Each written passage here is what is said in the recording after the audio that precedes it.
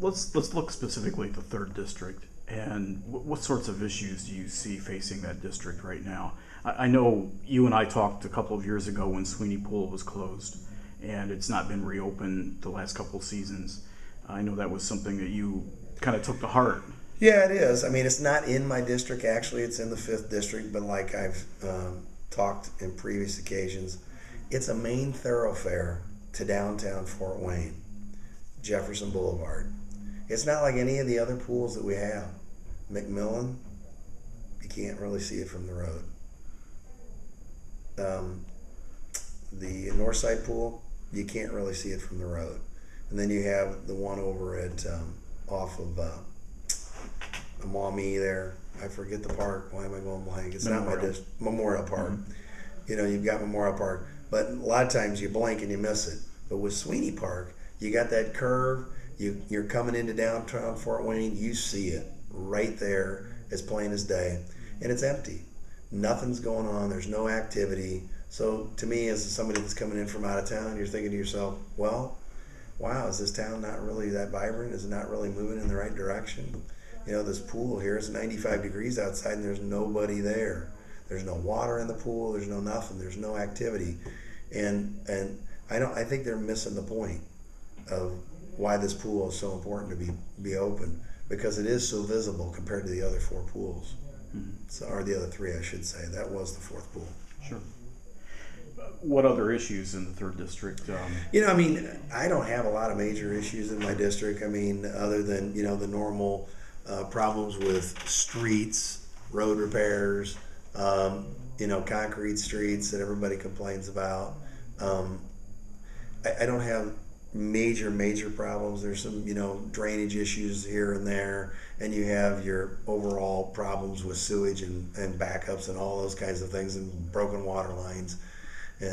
But overall, I mean, the district's fairly healthy. Had the lowest crime rate of all 4 sections of you know, the Northwest has got the lowest crime rate of all 4 of the sections. And I owe a lot of indebtedness to the police officers that work in my area. PJ Smith's the captain, does a fabulous job. We talk on a weekly basis. How are things going? Is there anything I need to do? I've rode with him several times to make sure that, you know, we're doing the right things in the community to help keep the crime low.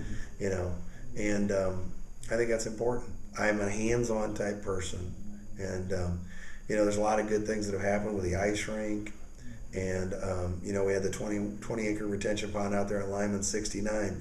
We did a land swap on some stuff. Now we have an extra 15 acres that we can do something with.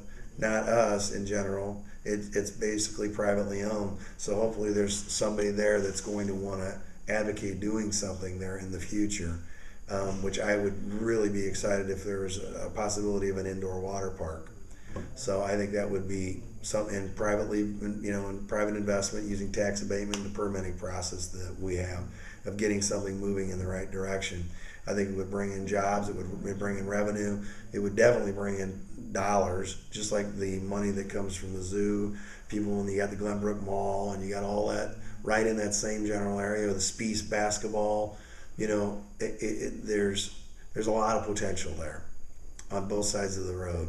And I think we've done a lot of updates with infrastructure on Lay Road and all that, you know, to make it possible for a lot of things to happen just in that area. Another thing that's really big on my radar is the OmniSource. Now I can understand why OmniSource really hasn't had a lot of jolt to get developed. I didn't like that they tore down the building.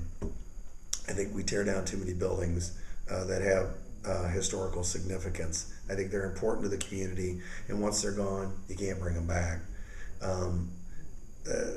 OmniSource needs to be developed in some way or somehow. I don't know what that recourse is going to be having, but whoever wins the mayor's race and the administration that has it, I'd like to work closely with seeing what we could do to get something going in that direction. I'd like it to be privately developed again, just like at the I-69. I know that I've talked to Wells Street Corridor on many occasions. They were definitely interested in the railroad type situation, like a railroad junction where the cars, you know, intertwine. You'd be able to go in and cafeteria type thing, or cafes or whatever, maybe shops. Who knows? Something go in there to make it more vibrant, more accessible.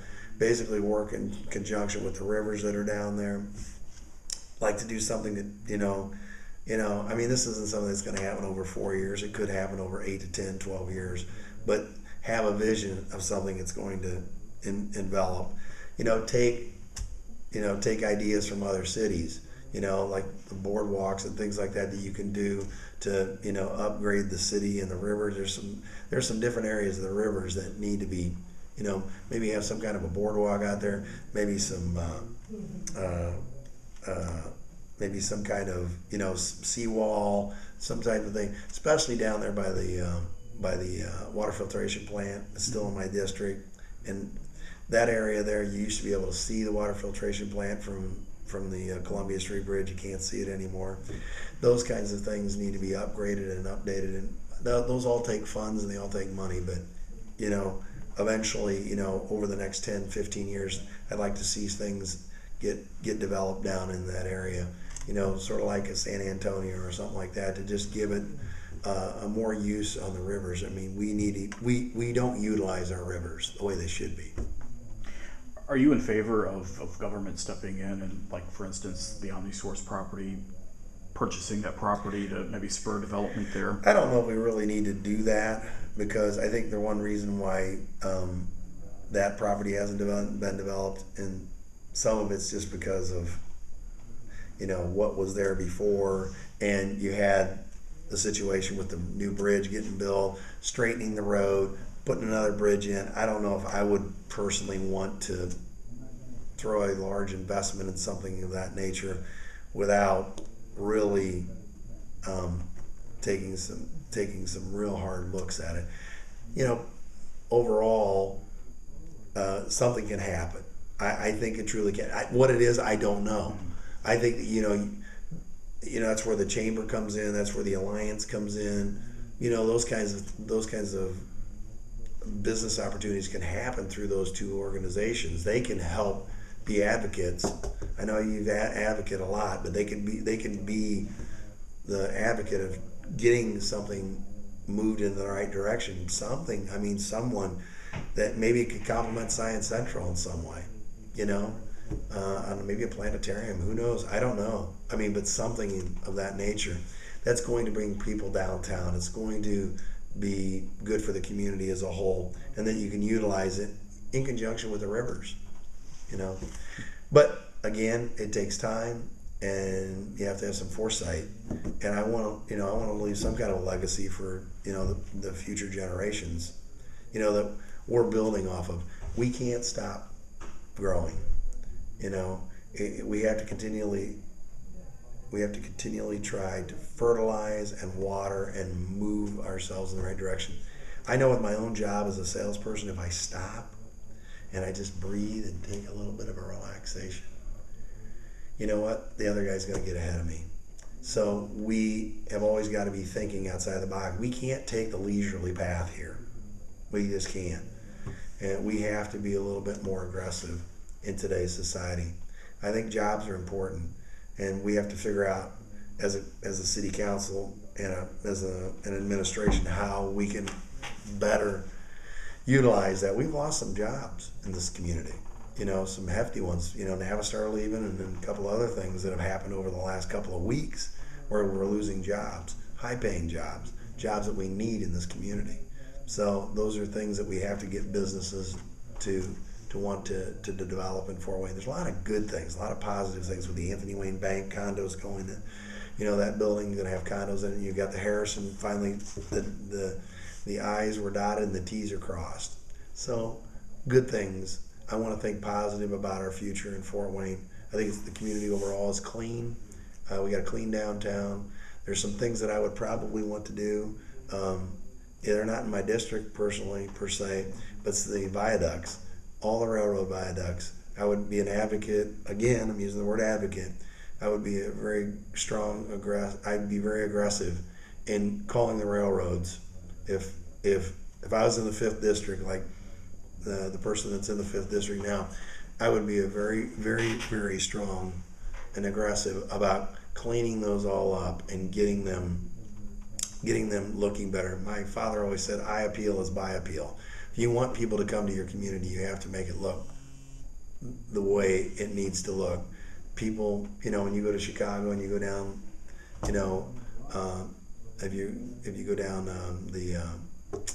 why am I going blank on the street? Lakeshore Drive, they've got it set up the way they have it set up for a reason.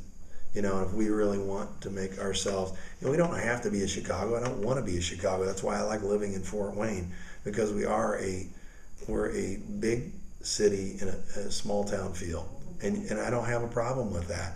But we still need to be a very strong and aggressive look at wanting to make Fort Wayne even better. Because if we sit back and do nothing, we're going to get passed up by somebody else. And I don't think that's what we want. I want us to continue to grow.